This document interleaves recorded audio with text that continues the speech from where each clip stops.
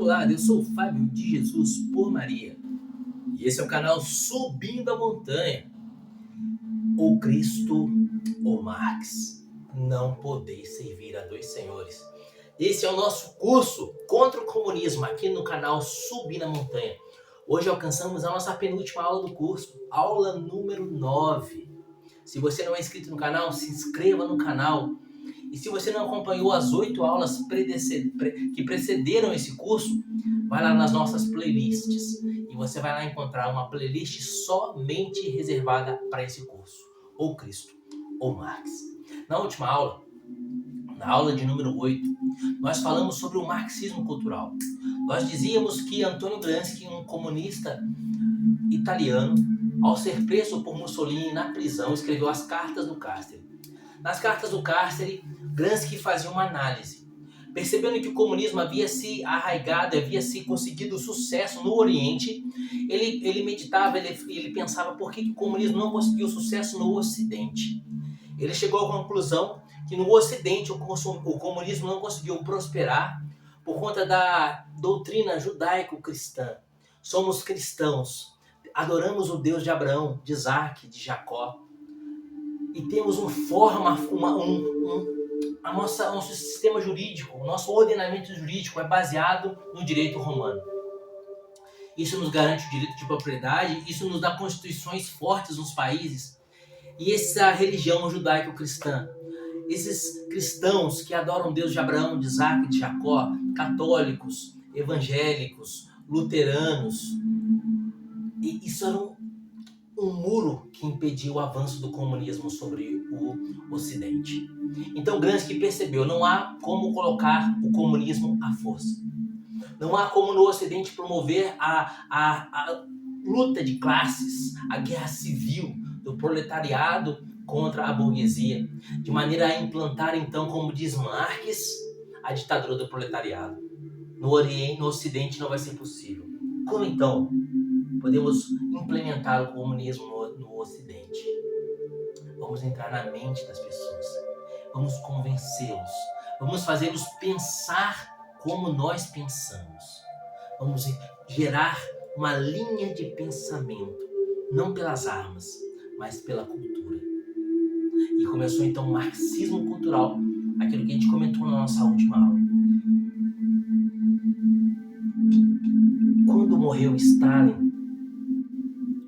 Quando Stalin morreu na Rússia, ele foi sucedido por um novo líder comunista, que é o Nikita Khrushchev. Khrushchev queria ser conhecido como o grande líder comunista que levou o comunismo para o Ocidente. Khrushchev teve conhecimento das doutrinas de Antonio Gramsci. Khrushchev compreendeu que Antonio Gramsci tinha muita lógica naquilo que ele dizia. A argumentação de Gramsciana era uma argumentação que fazia muito sentido. Khrushchev percebeu que valia muito a pena investir naquilo que Gramsci dizia. Então Khrushchev começou a estudar a América Latina. Porque a América do Norte, capitaneada pelos Estados Unidos, ela era fortemente capitalista. Ali todo mundo tinha uma qualidade de vida muito boa, era difícil você colocar, incutir na cabeça do americano, incutir na cabeça do estadunidense, uma luta entre classes desprivilegiadas culturalmente, como aqui eles se estabeleceram, negros oprimidos pelo branco, héteros oprimindo homossexuais e assim por diante. As coisas nos Estados Unidos estavam muito bem estabelecidas. Então Nikita Khrushchev percebeu que ele precisava investir as suas cartas na América Latina. Estudando Gramsci, ele percebeu que a América Latina era extremamente religiosa e que se destacava na América Latina de forma especial o catolicismo. Os países latino-americanos eram extremamente marcados pelo catolicismo, porque fomos colonizados por católicos, espanhóis e portugueses.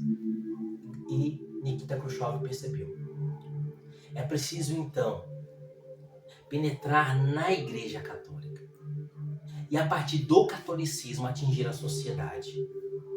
Surgiu, então, aquilo que nós conhecemos hoje como Teologia da Libertação.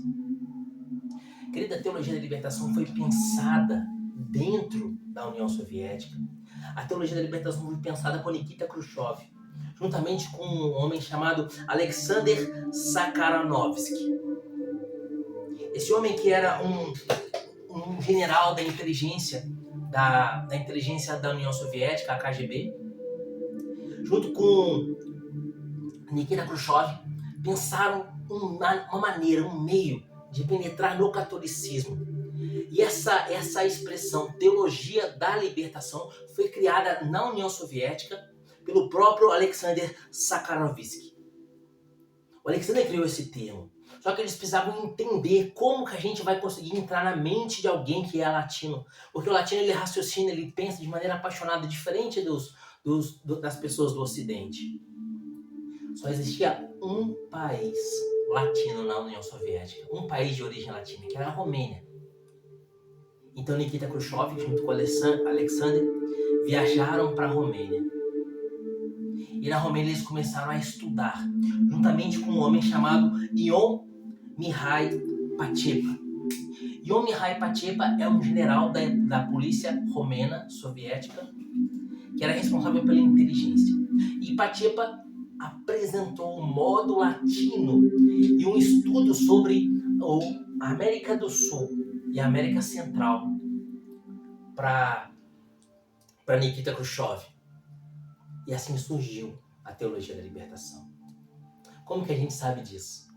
O próprio general Pachepa, ele se arrepende, ele abandona o seu posto, ele foge para os Estados Unidos. E na década de 70 ele revela a origem da teologia da libertação. O próprio general Pachepa, ele revela que juntamente com Nikita Khrushchev e Alexander Sakharovsky, estudando as ideias gramscianas de Antônio Gramsci, eles entenderam que era preciso penetrar na igreja com a teologia da libertação. Olha o que vai dizer Antônio Gramsci. Não devemos combater a religião, mas corroê-la por dentro, ao ponto de fazer dela uma caixa de ressonância das nossas propostas. É exatamente isso que a teologia da libertação faz. A teologia da libertação nada mais é do que exatamente isso que vai dizer Gramsci. A teologia da libertação, ela não quer bater de frente com a religião, mas ela quer corroer a religião por dentro. Eu fui criado numa diocese que era extremamente dominada pela teologia da libertação. E na minha infância e na minha adolescência, me estranhava a falta de espiritualidade. Não se fazia adoração ao Santíssimo Sacramento do altar. As missas só se falava de questões sociais e políticas. Na catequese se estudava subsídios, que eram livros que não te ensinavam nada de catequese. As crianças faziam a primeira Eucaristia sem saber que Jesus estava verdadeiramente presente na Eucaristia. Ninguém se confessava. Passava 10, 20, 30 anos sem se confessar. E o povo era enganado por uma falsa confissão que se chamava-se confissão comunitária, onde o que era nada mais do que um ato penitencial semelhante ao ato penitencial da missa. Vale aqui fazer um destaque que a confissão comunitária vale para ocasiões de desgraça. Imagine você estar num avião, o avião está caindo e todos vão morrer, ou um barco está naufragando, todos vão morrer, ou estão em uma situação de guerra, não dá tempo do padre atender em confissões todo mundo, o lugar está sendo bombardeado. Então o padre faz uma confissão comunitária e absolve os pecados. Aqueles que sobreviverem à tragédia têm a obrigação, depois de procurar um sacerdote, fazer uma confissão individual.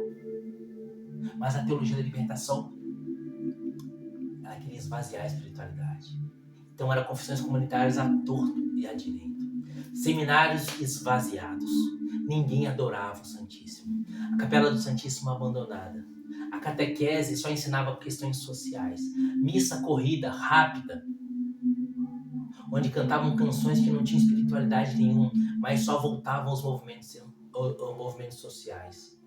Sacerdotes que abandonavam a vida religiosa para se casar ou para viver com mulheres. Um escândalo. E eu, vendo essa situação na minha juventude, com meus 15, 12, 13, 15 anos, isso me causava grande espanto. E eu percebia que aquilo não era normal, que aquilo não era para ser dessa forma, que alguma coisa estava errada. E eu perguntei, fui conversar com então meu pároco à época, que agora já é falecido, extremamente adepto da teologia da libertação.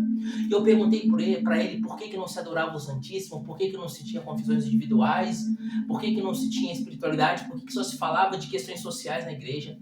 E o padre disse para mim, eu me lembro até hoje, o padre olhando nos meus olhos, ele disse para mim: aqui, meu filho, nós vivemos o evangelho da teologia da libertação. O que importa é a libertação do pobre. Não adianta nada a gente ficar rezando na igreja diante do sacrário e deixar o pobre sendo oprimido. Por isso a gente precisa fazer a nossa pastoral operária. Precisamos fazer a nossa ação católica operária para fazer com que os sindicatos lutem para libertar o trabalhador da opressão dos patrões. Teologia da libertação. Queridos, depois que Nikita Khrushchev se reuniu com Alexander Sakharovsky e foi para a Romênia junto com Ion Mihai Pachepa e formularam então a teologia da libertação na década de 50. Aquilo foi tudo muito bem estudado, muito bem planejado. Até que no ano de 1968, Nikita Khrushchev ele faz um congresso. Ele faz um congresso internacional,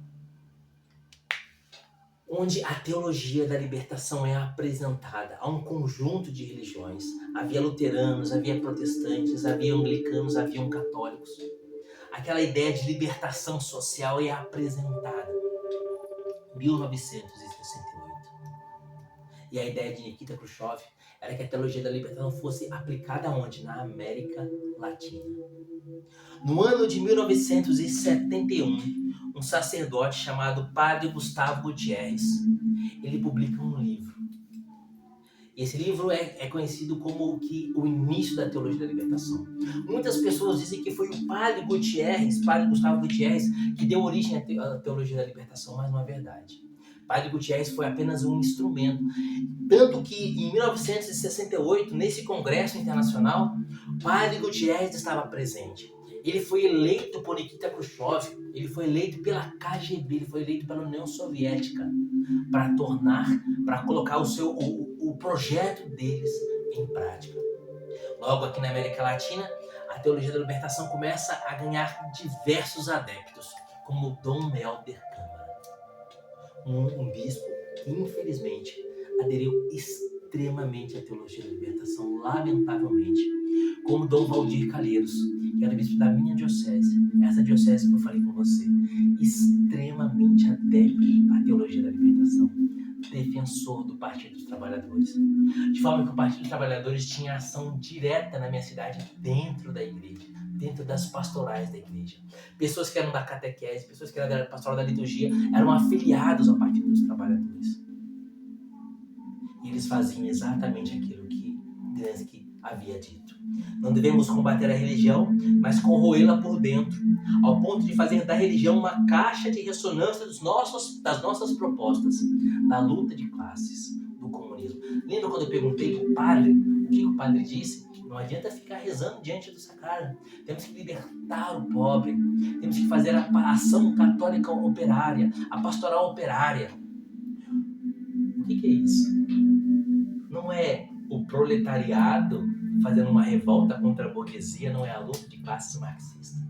A religião havia se tornado uma caixa de ressonância das propostas comunistas, conforme planejado por Antônio Gramsci, conforme implementado por Nikita Khrushchev, com Alexander Sakharovsky e com o general Ion Mihai Pachepa.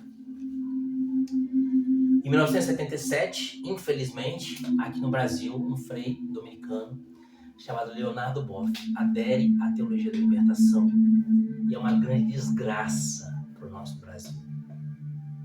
Tanto que não vai ser difícil você ainda hoje pesquisar no Google, no YouTube, e ver Leonardo Boff junto com o Lula.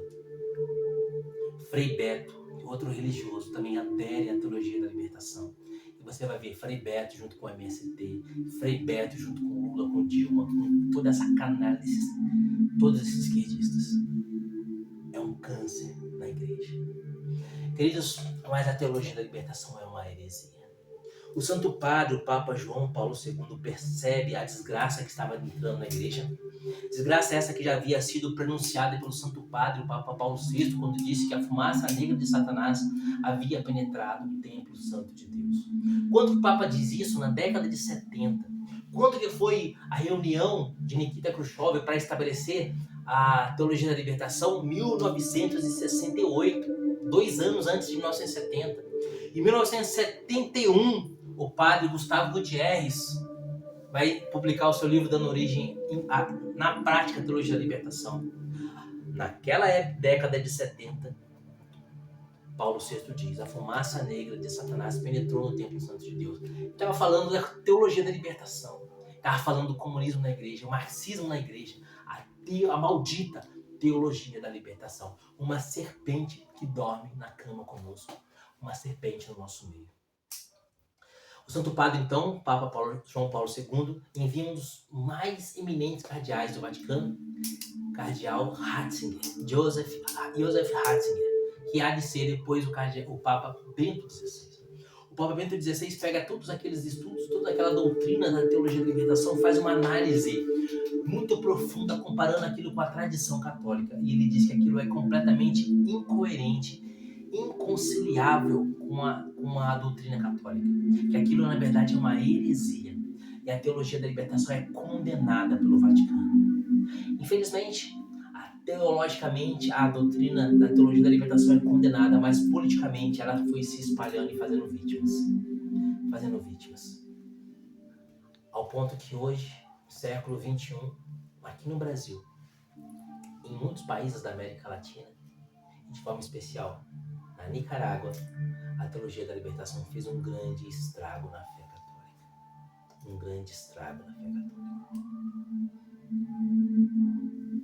Reze pela igreja e se apegue àquilo que é católico. Rejeite tudo aquilo que não é próprio do catolicismo. Você vai perceber, a sua alma vai te avisar. Estude a religião. Católico não pode ser ignorante. Há uma expressão que diz que católico ignorante é futuro protestante. Por quê? Porque ignorando as coisas próprias do catolicismo, como a presença real de Jesus na Eucaristia, ele pode se tornar protestante, pode assumir uma outra religião. Mas se ele conhecesse que a igreja é a igreja de Cristo, que tem Jesus presente na Eucaristia, como que ele poderia abandoná-lo?